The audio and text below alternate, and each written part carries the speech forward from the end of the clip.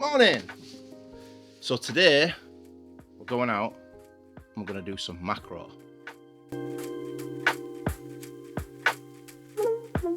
We're going to go out today. I've ordered a few bits to go out and check out some photography with. I got a new lens now. I was going to do an unboxing of this lens. This is the Laowa 25mm 2.5 times ultra macro lens. This is an absolutely insane lens that already somehow has a bit of dust on it. Shouldn't really blow it, but it's gone. Now, I might have made a little bit of a mistake, guys, because this lens is so close focusing. Me being, the classic, ADHD mindset, rather than think what's going to work and what's going to be more practical for me to do the types of macro photography that I want to do, I was like, yeah, let's just get the best lens that I could possibly get, one that can get the closest, without actually thinking about the practicality of using it. And then when I received it, I was like, oh, that's very, very close. I mean, the slightest little wobble, is going to be difficult. So I don't think we're going to be able to use this lens very easily or even if at all, for the level that I might be at, I don't know, for any sort of handheld macro photography. So to remedy that, we went and got this. This is a Nisi NM180 macro focusing rail. And this thing's really cool. You could just sit there and you make it go that way like that, or you could just turn it and make it go that way like that, or you can make it go that way like that. And then this kind of turns the tension of it. You can turn this top bit, you just play around with that there like that, that turns there. It's pretty cool, right? The problem is with that though is the tripod has to be extremely sturdy, which when I was playing with it originally, I struggled to get a focus stack. I was using the Helion focus. So we're going to need to try and get a really, really sturdy, stable tripod going with that, which my tripod's not too bad when you shorten it up, I suppose, and see what we can do. We're in the middle of winter right now. It's very cold. I've put on some Christmas tub. I've been working on it all year. So we've got to find a place today. So me and my beautiful partner are going to head out.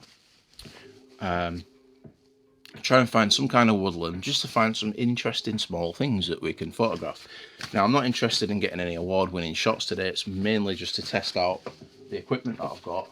And another thing that I got, which is really cool, I took it out of the box, so just bear with me a second. I got this little cube light. Now with this thing, this is really cool, so I'll switch that on so I can have a look. This can, you can focus that light and make a really small focused light, which is great. So obviously when we're doing macro, we want that light source to be, the main light source to be as close as possible and as thin as possible, because it's such a small object that we're actually photographing. I want to try and get the contrast details if possible. So I'm going to try that. It might not work, but we'll see. Also, we've got the barn doors for this, so we can focus the light where we want. So it might be that we're not quite getting what we're looking for. We could just play around with this a little bit and see what the deal is there. We could always try diffusing the light. We can also use these gels. We basically can put a gel on it. We can change the color of the light, temperature of the light, and get some interesting effects, because maybe we want a different type of background. I've even seen tricks actually where a couple of other YouTubers that I've been watching on macro photography have used things like wire wool to put in the background of the subjects, which I've got, to kind of give it like a bokeh effect, and then they'll bounce the lights off the wire wool, so when you're looking at through a macro lens, it kind of just blurs it out and looks all sparkly, which is really cool. Another little thing I can take with me is my panel light, if that's what you call it, which is pretty cool. So here we can use that to brighten up the scene quite significantly, brighten up my face. Very nice. Luxurious. I've got my flash. Don't mind flashing in public with this. Ooh. Let's see if I don't break it first. Where'd it go?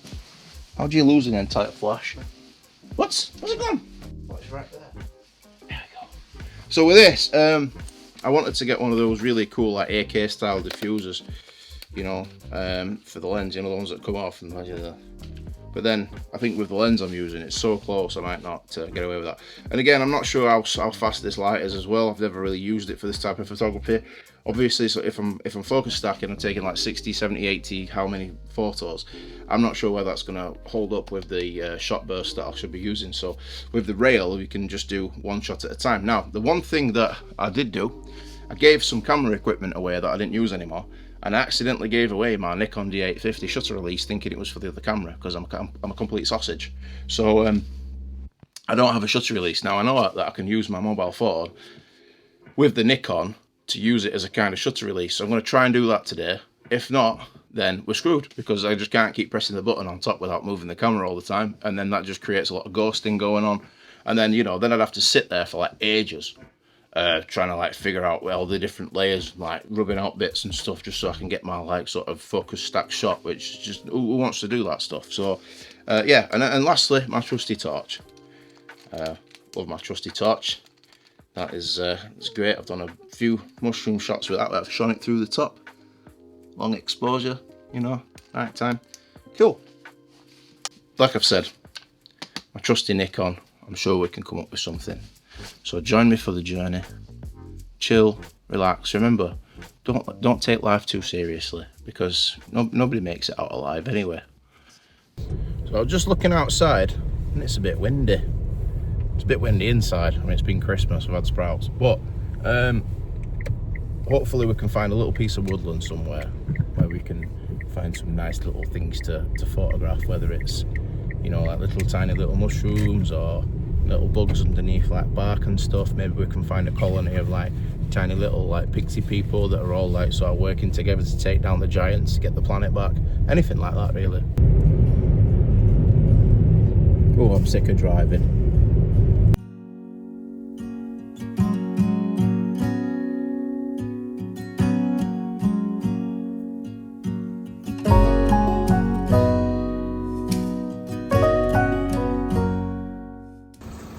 She's done it. There we go. Yeah. See, we didn't have a parking space, but now we've managed to steal one. So we're good. There's old Betsy in the tilly top box. So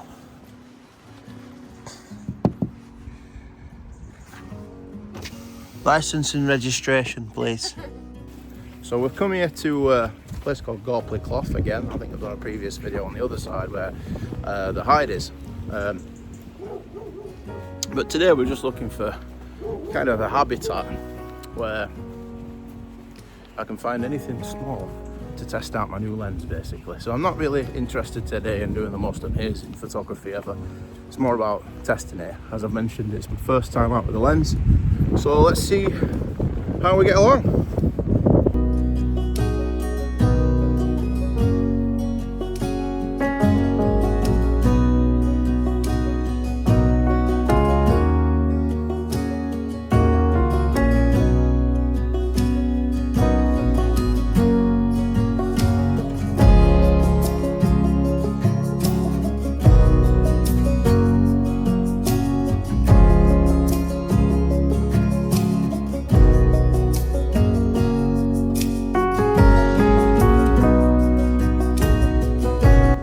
That's where we're headed.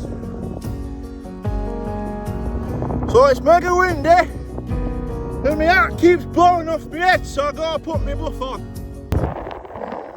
There we go.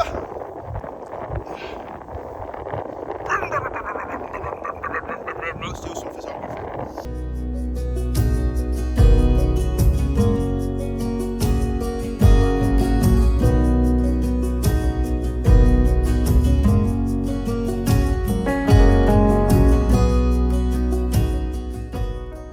So we're here in the, oh god, I'm knackered. Oh, there's a big set of stairs in the woodland that I would like to explore for tiny things. So let's have a look around, see what we can see. Very nice.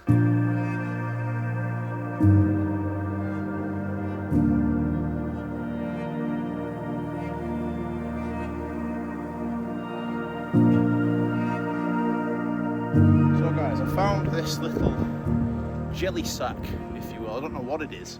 It's quite interesting, but I realised just how close this lens focuses. It's like definitely not what I was after, so I think I kind of jumped the gun a little bit. So what I'll probably end up doing eventually is getting the 100mm so I can pull a little bit further back for things like mushrooms. I did find a really tiny mushroom down there, but it was still too big for the frame. But this jelly sack looks really cool, so what I'm going to do is I'm going to do a focus stack on this.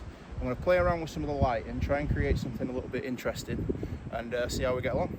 Yeah, so what we're going to do is we're going to use this cube light. I'm going to try and funnel that light a little bit, play around just to see where we're at.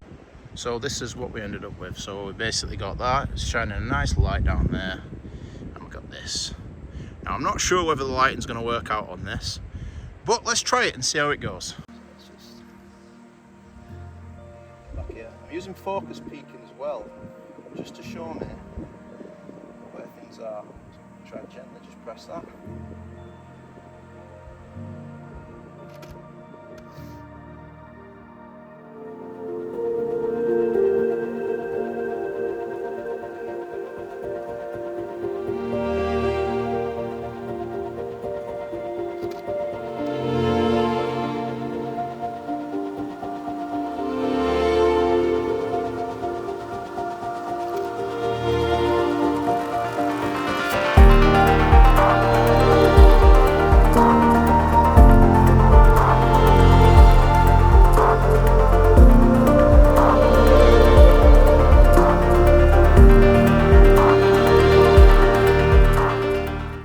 So guys, it's really important when you're doing this type of photography to get a really sturdy tripod. The problem that we're having is movement. It's not sturdy enough, so what I'm going to have to do is invest in a better tripod, because we found these really cool mushrooms. Check these out. Follow this tree. We've got these really cool tiny little sort of flute type things. So we'll figure out what they are, but and put the name on. But yeah, we're going to try and photograph those. So we managed to get a couple of focus stacks of this, but as the tree has been swaying, the floor has been moving and the tripod has been breathing left and right like this. So rather than actually using the focus thing, I was just taking a random series of shots because you could see the focus peaking, moving up and down. Watch, I'll show you. So if you watch, it's actually breathing. So the focus peak is moving along with it. So I was just taking a whole bunch of shots, just hopefully capturing enough of that so we could stack it together. Which I think you'll agree is a very ADHD way to do photography. So guys, even though this particular photograph wasn't successful, I thought I'd include it anyway. I couldn't get enough shots for the focus stack. I had to delete quite a few because the positioning of them was all over the place due to the movement of the tripod. It was far too windy, too much movement. We had to put the tripod right next to the tree, and the tree was actually moving the ground underneath the tripod. So, you know, I thought I'd give it a go. It didn't work out, but it's still nice to see some semblance of detail on something so small. So maybe I'll try this one again in future and, you know, reapproach it in a round 2. What do you think? You could get into this, couldn't you? Yeah. So I think what we're going to do is we're going to let my beautiful partner Ellen do the next one. She's going to find the next one. It's difficult. I'm telling you, it's right hard. I think I bought wrong lens, but we'll figure it out. On to find another subject. It's got to be very tiny. There's lots of mushrooms. Have you got any tiny mushrooms? So Ellen here has found this really cute little water drop. She wanted to photograph that. So we've tried. The only thing I'm a bit worried about, I've used some lighting, but I'm a little bit worried about the changes in exposure because we've started to get some rain and the light's been changing constantly, so I'm hoping that it's not going to be too obvious when I come to stack the images together. So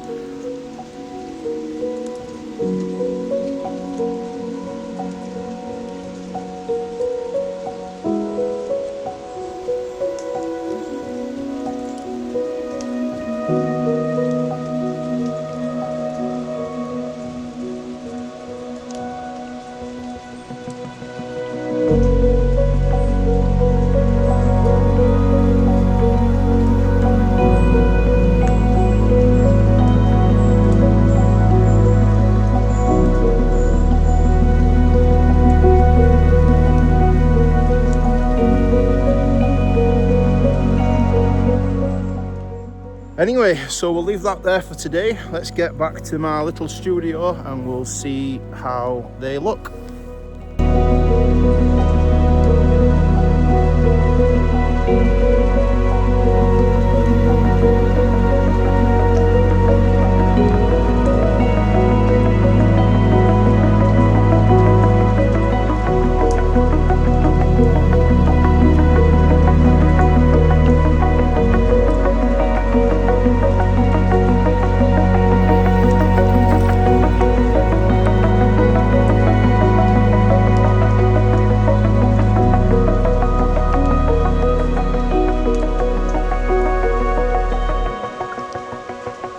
Like I've said, if you like the video and you want to see more, just leave us a like, subscribe and all that. Help a brother out, if you will. And if you think my photography is terrible, you can always come and see me for a tattoo, so there's always a backup. Yeah, cheers.